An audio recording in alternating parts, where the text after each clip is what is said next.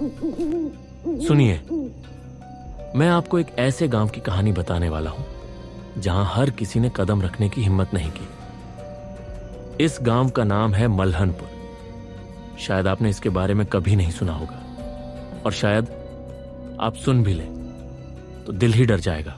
मल्हनपुर उत्तर प्रदेश के पहाड़ी इलाकों में बसा एक छोटा सा गांव है। मिट्टी के घर, खपरेल की छतें और चारों तरफ फैले खेत।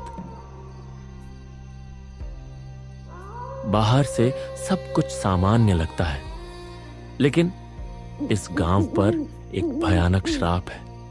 हां, मैं इसे श्राप ही कहूंगा।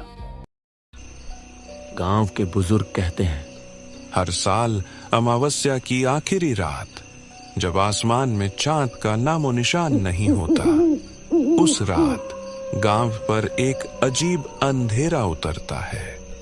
लोग अपने दरवाजे बंद कर लेते, दिए बुझा देते और अपने घरों में छिप जाते। गांव की सीमा से बाहर एक पुराना बरगद का पेड़ है, जिसके पास कभी एक मंदिर हुआ करता था। अब वही मंदिर खंडहर में बदल चुका है, और कहते हैं वही पेड़, वही जगह उस श्राप की शुरुआत थी। बहुत साल पहले मल्हनपुर के जमींदार रघुवंशी ठाकुर ने उस मंदिर की जमीन पर कब्जा कर लिया। पुजारी को गांव से निकाल दिया गया और मंदिर को तोड़कर अपने खेत बना लिए। कुछ ही दिनों बाद ठाकुर का बेटा गुड्डू रहस्यमय तरीके से गायब हो गया। खोजने पर कोई सुराग नहीं मिला, लेकिन वही बरगद का पेड़ रात में कभी कभी बच्चे की हंसी सुनाई देने लगी। गांव वालों ने कहा, वो अब उस जगह का भूत है। वक्त बीत गया। नई पीढ़ी अब गांव में थी। 4 दोस्त थे, मोहन, रवि, सुरेश और राजू। चारों पढ़े लिखे थे और भूत प्रेत की कहानियों पर हंसते थे। एक दिन रवि ने कहा, अगर वो श्राप सच है तो इस बार की अमावस्या की रात हम बरगद के पास जाएंगे। सब हंसे, लेकिन मोहन का दिल कुछ अजीब सा महसूस कर रहा था। अमावस्या की रात, पूरा गांव सन्नाटे में डूबा हुआ। चारों दोस्तों ने टॉर्च और मोबाइल लेकर बाहर कदम रखा।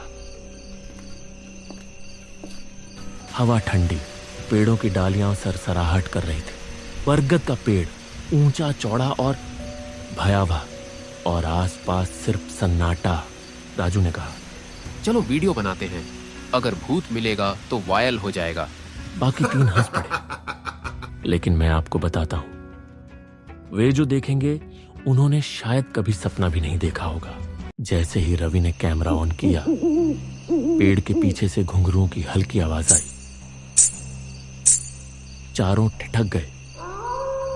मोहन ने टॉर्च फेंकी, लेकिन फिर एक बच्चे की हंसी सुनाई दी। वो हंसी वही पुरानी हंसी जो सालों से लोगों को डराती रही थी।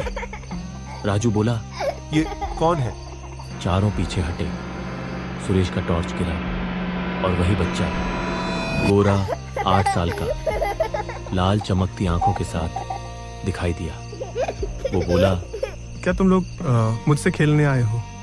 बच्चे ने धीरे धीरे पेड़ के तने पर चढ़ना शुरू किया, और जैसे ही वो गायब हुआ, हवा में आवाज गूंज उठी, जाओ यहां से, जाओ। रवि चिल्लाया, भागो! चारों भागे, लेकिन मोहन रुक गया। किसी ने उसका नाम पुकारा, मोहन! वो पलटा और वही बच्चा खड़ा था। बोला, तुमने मंदिर क्यों तोड़ा? मोहन कुछ कहने से पहले जमीन उसके पैरों के नीचे फट गई और वह गायब। अगले दिन सुबह गांव वालों को बरगद के नीचे मोहन का टूटा हुआ फोन मिला। फोन के कैमरे में आखिरी रिकॉर्डिंग थी। मोहन धीरे धीरे पीछे मुड़ता है और कैमरे में दिखता है एक काला चेहरा, बिना आंखों वाला। फिर अचानक वीडियो कट हो जाता है। उस रात तीनों दोस्तों ने एक साथ वही सपना देखा। बरगद के नीचे मोहन खड़ा मुस्कुरा रहा था और बोला, मैं अब यहीं रहता हूं। तीनों दोस्त बुखार और डर से कांप रहे थे। वो पेड़ के नीचे हमें बुला रहा है।